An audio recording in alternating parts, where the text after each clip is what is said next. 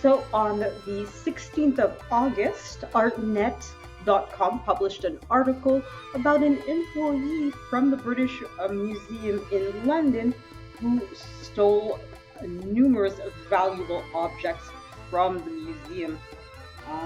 Obviously, this is very concerning because obviously theft from within is obviously a lot more difficult to deal with than if you have somebody, walk in the museum and steal. Because obviously employees have a little bit more trust, have a little bit more access, and kind of also know oftentimes um, know how to cover up their tracks. This was an employee that was also highly respected by the museum itself. So it wasn't somebody that they kind of suspected would have this uh, in their background to do. Obviously, they didn't say who the person was.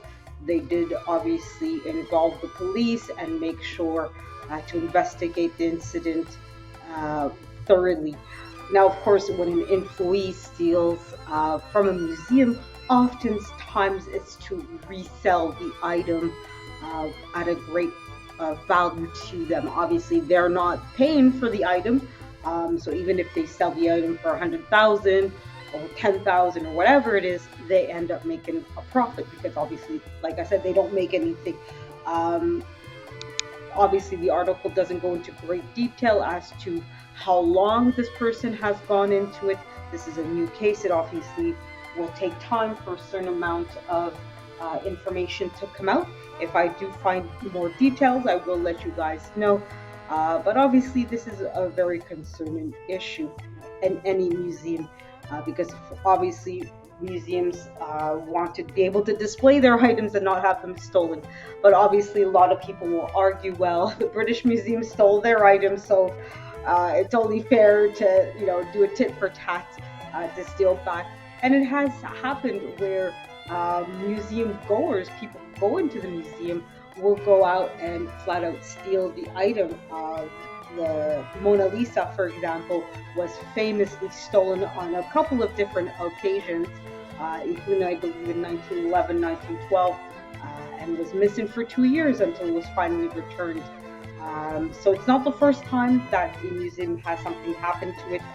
Sometimes for quote unquote justifiable reason, not saying I condone it or think it's a good thing, but it does happen for the theft to be justified, at least in their minds, that there's a good reason to do this. That's why sometimes there is a certain amount of security. You can't take photos, or they'll put glass or some kind of encasement around the item to protect it, etc.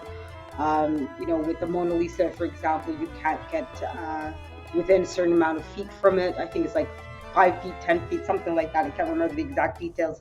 There's security around, all of that. So obviously, it's a really big issue for museums since a lot of the artifacts or items that they have can be worth anywhere from a few thousand to a few $1,000,000 just for the cost of the item itself, and then obviously having to pay for the insurance in case there's any kind of theft or natural disasters that occur.